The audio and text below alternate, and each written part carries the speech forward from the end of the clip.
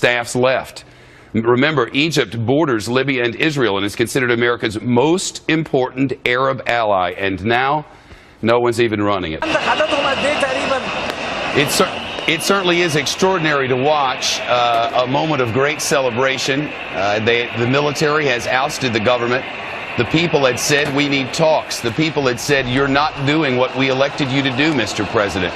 He brought in this Islamist ways of thinking, and Islamist rule was going farther and farther toward Islamist rule. The Egyptian people, 70% of all Egyptian people are under the age of 30. 70%. They will now be a part, says the leader of the military, of reforming the government. But this party is just the beginning. As Tim Marshall, the foreign affairs editor for Sky News, our network in Great Britain, put it tonight, there is no way to know what tomorrow brings. Certainly they will have new elections in a matter of just a few short weeks. Hopefully they'll be able to keep the two sides in this conflict, because make no mistake about it, President Morsi and his Islamist government have great support within the country. He was elected democratically, albeit by a narrow margin at 52 to 48%. But he did have a great deal of support among the Islamist faction of the country. Whether they will rise up in some way or attempt to against the military or against their fellow citizens remains to be seen. We can certainly hope not, because what the world needs in Egypt is stability, and the military reflected that just a short time ago. Watching over it all from Tahrir Square for us is our correspondent Connor Powell, who's covered wars in Afghanistan and uprisings in hot spots all around the world for us. It's my understanding, Connor, that these crowds are bigger and louder and more jubilant than they were when Mohammed Morsi came into power. Shepard, what we understand is that these are the largest crowds from even before the revolution 2 years ago. I mean, the local staff that we've talked to here said that there are streets that are full of people tonight that have never been full of people before, even during the height of the revolution 2 years ago. So by all estimates, these are the largest crowds. One of our local guys was telling us, remember that 2 years ago, many Egyptians were still scared to go out and protest against the government, against the Mubarak era, and against the military, you should remember. Now Egyptians are fully comfortable to go out and to protest. They came out in mass on Sunday. They never left Tahrir Square. They never left the other cities and streets across all of Egypt, and they have been partying here all night. Really, it started yesterday because they believed last night that the military came out on the side of the opposition here against the military, against the Morsi regime here. And the people here in Tahrir really do believe, and have believed for the last, 48 hours or so, that the military was going to remove Morsi, was going to remove the parliament that they'd so disliked. And now their wish has come true. And they've been celebrating with this level of noise for more than 30 minutes now, Shepard. It is quite astounding. Let's go to Jennifer Griffin at the Pentagon. Connor, stay there. Jennifer, big picture. What are we seeing here? Well, Shep, what we're seeing is, in essence, it is a military coup that took place, but it is a military coup, as you heard our Sky counterparts talking about on the ground there.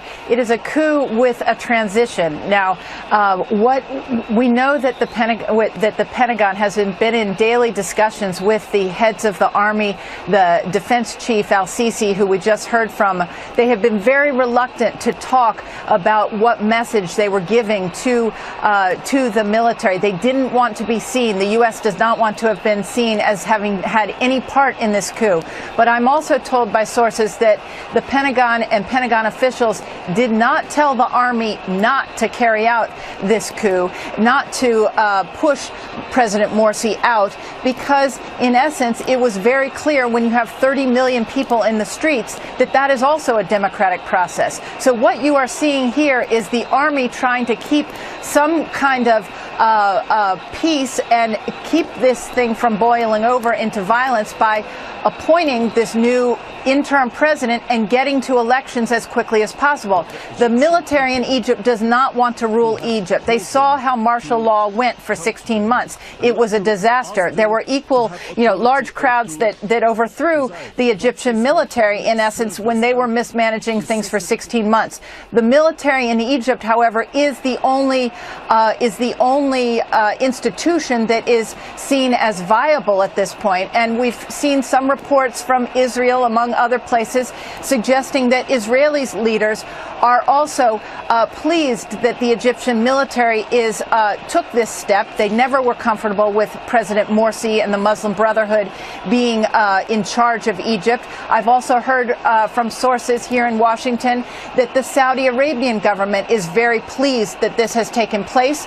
They obviously will not be pleased if the military holds on to power or if a civil war erupts. But this was the only option at this point in time, according to U.S. officials that I have spoken to and from reports from the region, from Israel and Saudi Arabia. The liberal leader, Mohammed al-Baradei, from whom we heard so much before the 2011 uprising happened, he has just said, and I quote, "The 2011 revolution has been relaunched." In other words, the Arab Spring of 2011 is now the Arab Summer of 2013. The roadmap meets the demands for early presidential votes. Again, this from al-Baradei. Jennifer, this is all well and good, and it's great to see democracy's non-democracy division come in to do its work. But the truth is, with this sort of thing, you never know what you're going to get. And it is certainly possible, given the numbers and the population spreads there, that someone else from the Muslim Brotherhood could take that throne again. Well, don't forget, the Muslim Brotherhood is still the most organized opposition group in Egypt. They have very good organization at the ground level. So if it goes to an election, it is still possible that the Muslim Brotherhood could win again. But it is also important to remember that President Morsi, even though he was democratically elected last October, he took some very anti-democratic measures in November when he changed the judiciary, he changed the constitution, he started to put into place things that were anti-democratic and were Islamist in nature.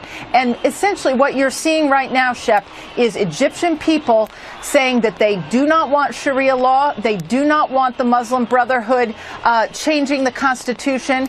If the Muslim Brotherhood wants a seat at the table and to be the president or part of the parliament, then they have to remain democratic and not try and force their own version of democracy, if you will, and Sharia law down the Egyptian people's throats. Jennifer, as our viewers may realize, we're cycling through. We have a number of cameras with the help of Sky News and ours all across Egypt, and this is a pro-Mohammed Morsi, a pro-Morsi group that has gathered more than 300,000, it's my understanding, in Cairo. There seems to be calm now. Are there concerns there or anywhere that some of those who were on the side of the president might turn this into something violent? I think there's always concern when you have this size of crowds and you have competing crowds, and they are equally big from what we're hearing from our reporters on the ground. However, what I'm hearing from Pentagon officials and from other U.S. officials who are watching this closely is that they feel very confident that the Egyptian military is relatively in control. Remember, the U.S. has the Egyptian military securing its embassy right now. The U.S. has not moved any Marines into position to try and secure the embassy. They feel that the Egyptian military is stable and is in a position to protect that U.S. embassy. So that shows how much faith there is in the institution of the Army right now. The Army had moved its tanks in and around those areas where the Muslim Brotherhood supporters and the pro-Morsi supporters were gathered. The reason you're seeing calm there is that, in essence, they are surrounded by the military. The military is not going to let them sort of go and start connecting with these anti-Morsi demonstrators. So again, the next few hours are going to be crucial. It's not clear anytime you have these kind of crowds how things will go. But right now, this was the only option in terms of, from the point of view of many here in Washington who were watching this, they felt that with that many protesters in the streets demanding that the president leave, that some sort of democratic transition had to take place, and the Army was best situated to usher that through. Jennifer, thanks. Our folks on the ground there from both Sky News and Fox News are telling us that these two groups, the pro-Morsi group and the anti-Morsi group, which were their rallies were about a half-mile apart, have now come to within just a few blocks of each other. The military leaders, who are now, in essence, in charge of the government, tell us that the state police will go in and act if violence comes.